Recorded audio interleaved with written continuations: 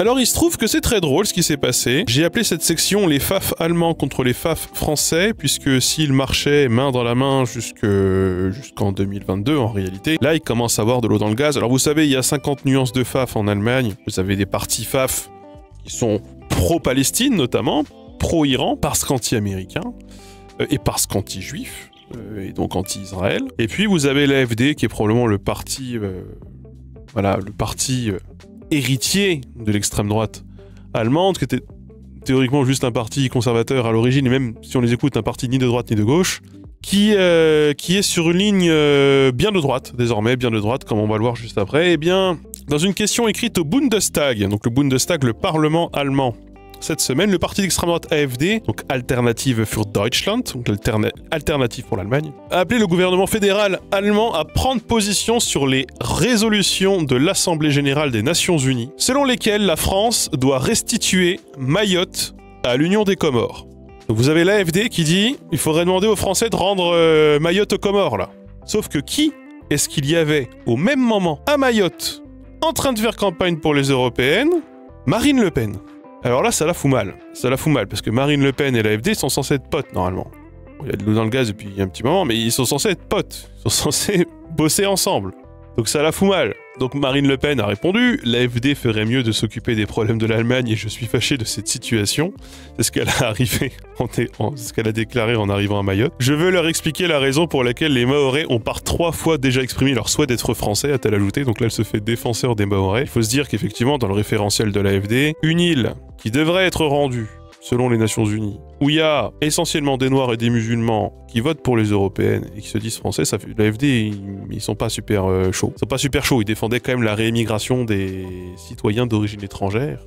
Par origine étrangère, origine qui se voit, si vous voyez ce que je veux dire. Alors forcément, Marine Le Pen, elle a rappelé que voilà, quand les Comores sont devenues indépendantes, Mayotte a voté en 74 et en 76 majoritairement pour rester en France, c'est pour ça qu'on a gardé Mayotte, on a dit bon bah vous le reste devenez indépendant, mais cette île-là qui a voté pour rester majoritairement française, on la garde. Et puis il y a eu le référendum en 2009 pour la départementalisation de Mayotte. Il se trouve que l'AfD du coup est tombé de sa chaise, parce que l'AfD s'est dit ben merde, nous on savait pas que le RN ils étaient pour garder à ce point Mayotte, ils sont un peu tombés de leur chaise, ils comprennent pas, je croyais qu'on n'aimait pas les Noirs et les musulmans, qu'est-ce qui se passe, c'est bizarre, attends, j'ai pas suivi. L'AfD ils ont dit ouais d'accord, bon j'ai bien compris, en fait ce qui s'est passé c'est comme la Crimée, c'est ça, du coup vous avez fait un référendum, le référendum il est bon, donc du coup vous gardez le territoire, comme en Crimée quoi, avec Poutine, parce qu'ils sont plutôt pro-Poutine. Et Marine Le Pen elle a dit non là, pas comme la Crimée, rien à voir, bien sûr, petit cafouillage qui fait un peu sourire, mais voilà. Alors oui, Marine Le Pen était à Mayotte, bien sûr. Elle a même mis des habits traditionnels, les photos sont assez drôles quand on connaît les positions de Marine Le Pen lorsqu'elle est en métropole. De la musique locale, des bains de foule bien sûr, elle a été accueillie vraiment en héros, hein, ou plutôt en héroïne à Mayotte, vraiment. Avec un discours très rodé, hein. Les Français de Mayotte sont les Français les plus abandonnés, ils sont en souffrance, Macron ne fait rien pour les aider, Darmanin avec son opération Wambouchou ça a été un échec cuisant et vous vous retrouvez dans une situation pire qu'avant, tout ça à cause de l'immigration comorienne et de l'insécurité, et aussi un peu parce qu'il n'y a pas assez de service public, mais ça vient qu'en 3e position. Littéralement, donc elle a été à Cavani hein, notamment, qui est un quartier de Mamoudzou je crois, où elle a dit Cavani c'est le résultat d'une immigration incontrôlée. Ah non, c'est pas elle, ça, pardon. C'est le conseiller départemental et porte-parole du RN à Mayotte qui a dit Cavani, c'est le résultat d'une immigration incontrôlée.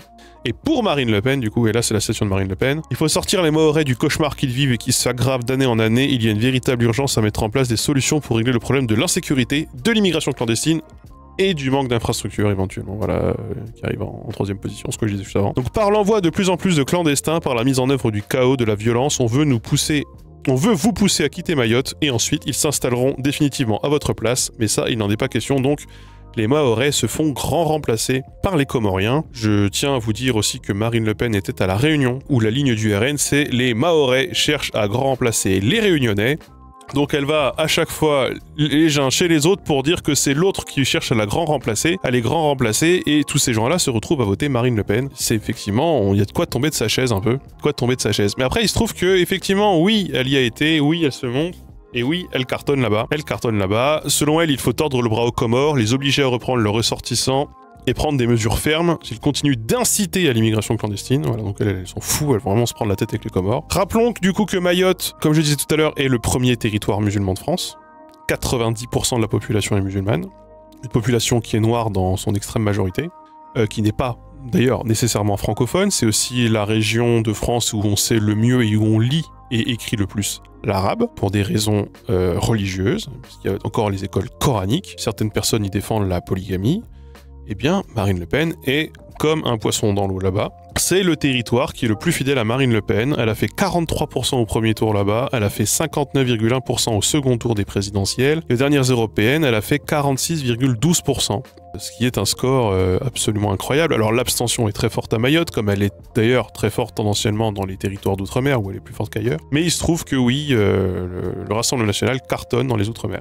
Notamment, alors en 2022, ça a aussi beaucoup été en lien avec le Covid. Après être allé à Mayotte, enfin surtout à Mayotte, Marine Le Pen a annoncé évidemment qu'il y aurait un responsable local du RN, un Mahorais, qui serait sur la liste des européennes, en position inéligible, mais potentiellement en position éligible si jamais il y avait des demandes dans ce sens. C'est Saïd Ali Boina Amassi. Le geste est fort pour beaucoup de Mahorais, c'est-à-dire vraiment on est intégré dans la République, on nous met sur des listes électorales pour les européennes, le symbole est absolument fort. Ce qui me fume, c'est que c'est vraiment le RN qui fasse ça, vraiment. Sauf que ce gars, c'est un admirateur de Poutine, il est pro-polygamie, il a tenu des propos racistes, donc il a été annoncé sur la liste il y a quelques jours, il a été annoncé hier comme étant retiré de la liste, parce que mauvais bail quand même. Par contre, quand elle était à La Réunion, Marine Le Pen a annoncé qu'il y aurait une réunionnaise sur la liste. En 12e position, donc en position éligible, en l'occurrence Marie-Luce Brasier, qui est l'épouse du fondateur du Front National de La Réunion, Maurice Brasier, décédé en 2022, qui est une infirmière. Et donc voilà, ils font vraiment aussi dans la représentation et dans la tentative de faire émerger des figures locales pour consolider leur implémentation dans les Outre-mer, vraiment. Alors revenons sur l'AfD quand même, parce que l'AfD, les alliés de Marine Le Pen, mais en fait, sont des alliés encombrants. De plus en plus encombrants, vous en avez peut-être entendu parler cette semaine et la semaine précédente. Il y a des affaires d'espionnage, des affaires d'ingérence russe et chinoise au Parlement européen, et leur point de chute, c'est quand même pas que l'AfD, mais l'AfD est un point de chute intéressant, que ce soit pour les Chinois ou pour les Russes. Et mardi dernier, on a un espion chinois qui est Jian Guo, qui a été arrêté et qui était assistant parlementaire de Maximilian Krah. Qui est Maximilian Krah? Eh bien, c'est la tête de liste de l'AfD aux européennes. Donc, ce même monsieur Krah est également soupçonné par le FBI d'avoir reçu de l'argent de la Russie, et il a aussi été accusé d'avoir participé à une campagne russe de désinformation en Europe. Donc lui, visiblement, les ingérences étrangères, c'est son truc. C'est son truc, et en plus, c'est vraiment le porte-étendard de l'extrême droite en Allemagne. Donc c'est... Alors on en avait parlé un peu la dernière fois. Il y a ce truc de surfer quand même sur le côté pro-Poutine et l'assumer un peu en demi-teinte. Parce que ça prend, en fait, en vrai, ce qu'on disait la dernière fois, Poutine, il est pas si détesté que ça, en France non plus. Il y a une bonne partie de la population qui trouve que Poutine, ce serait pas si mal si on avait un Poutine en France. Une part de la population d'ailleurs qui ne faiblit pas tellement, et qui a des ramifications avec le complotisme, avec le fascisme, bien sûr, et avec aussi tout simplement la crise démocratique dans laquelle on est actuellement. Voilà, l'AfD en galère, surtout qu'il y avait déjà un autre assistant parlementaire d'un élu de l'AfD au Bundestag cette fois, qui avait été démasqué en février. Quand je dis démasqué, c'est parce qu'en fait c'est un agent du FSB, donc littéralement les services secrets russes. Et on a plusieurs membres bavarois de l'AfD, donc en Bavière ils sont bien à l'AfD. Plusieurs membres bavarois de l'AfD qui sont proches du régime russe et qui ont été d'ailleurs observé l'élection de Poutine en mars, et ils sont revenus en se félicitant que l'organisation du scrutin avait été très démocratique. On sait que ce n'est pas le cas, évidemment. Ça, c'est... Voilà, bien sûr. Alors l'AfD, j'aimerais juste qu'on prenne un petit moment pour expliquer c'est qui l'AfD, c'est quoi l'AfD. Eh bien, l'AfD, c'est un parti qui pendant longtemps, comme je le disais tout à l'heure, se disait ni de droite ni de gauche, qui est un parti eurosceptique, qui veut quand même la sortie de l'Allemagne de l'UE, en tout cas c'est ce qu'ils ont annoncé là en 2024 dans leur programme. Ils sont pour un germaxite, germanixite, enfin voilà, ils sont pour, ils aimeraient bien en tout cas, c'est une question qui se pose. Ils sont climato-sceptiques, ils sont totalement pour l'exploitation du charbon, mais ils sont potentiellement pour l'interdiction des éoliennes quand même. On est sur niveau teubé, on est quand même sur un niveau, ça va chercher loin. Ils sont anti-avortement, bien sûr. Ils sont éventuellement pour tirer sur les réfugiés pour mettre fin à leur immigration irrégulière comme dernier recours, si c'est nécessaire. Bon, ça c'est Viktor Orban disait la même chose en Hongrie. Ils sont évidemment pour le retour du service militaire à 18 ans. Et ils sont, en tout cas pour certains d'entre eux, nostalgiques du Troisième Reich, car tout n'était pas acheté. Il faut arrêter de jeter le bébé avec l'eau du bain concernant Hitler, évidemment, bien sûr. Et beaucoup de gens de l'AfD, enfin plusieurs personnes de l'AfD, pardon, pas beaucoup, mais en tout cas plusieurs personnes de l'AfD, se disent que le mémorial de la Shoah à Berlin, c'est quand même un peu le mémorial de la honte. Au bout d'un moment, il y en a marre. Hein. Toujours en train de pleurer, hein. Voilà, ils sont un peu sur cette ligne. Pour autant, ils s'entendent assez bien avec l'extrême droite israélienne. Ça, on en avait déjà parlé, mais... Donc, Maximilian Krah, eh bien, il est sur une ligne très anti-islam, très homophobe. Et évidemment, en fait, une des choses qui a un peu mis de l'eau dans le gaz avec le Rassemblement National en France, c'est que c'est l'arrivée d'Éric Zemmour, en fait, puisque depuis qu'il y a Éric Zemmour dans le paysage politique français, Maximilian Krah, donc la tête de liste de l'AfD aux européennes, préfère soutenir Éric Zemmour que Marine Le Pen, bien sûr. Ils sont beaucoup plus en phase. Voilà. Hein. En tout cas, Marine Le Pen risque de faire un tabac dans les Outre-mer, voilà, tout simplement. Il risque de faire un tabac tout court, Jordan Bardella risque de faire un très haut score.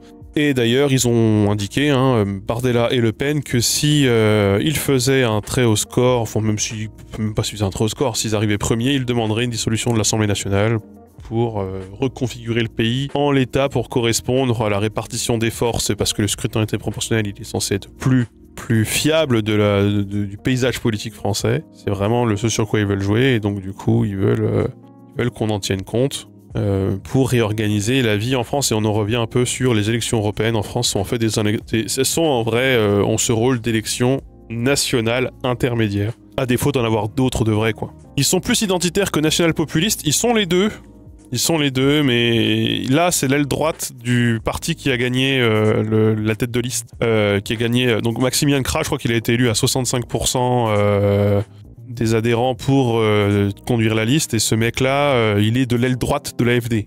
Alors quand t'es de l'aile droite d'un parti d'extrême droite, tu vois, ça se pose là. Ça se pose vraiment là. Donc voilà, écoutez, sur ce bail sur Mayotte, toujours intéressant. Territoire qu'on a tendance à beaucoup oublier chez nous. Et qui mériterait vraiment qu'on s'y penche, parce qu'il y a vraiment beaucoup de choses qui se passent là-bas. C'est assez important, structurant du paysage politique. Et d'ailleurs, quand on dit, là je sais pas si vous avez vu récemment, mais oh mon dieu, 38% des musulmans voudraient voter LFI aux européennes. Du coup, c'est islamo-gauchisme. En fait, le premier territoire musulman de France vote majoritairement pour Marine Le Pen. Ce qui est une information qu'on a tendance à ne pas rappeler, alors qu'elle me paraît absolument structurante et importante, quoi.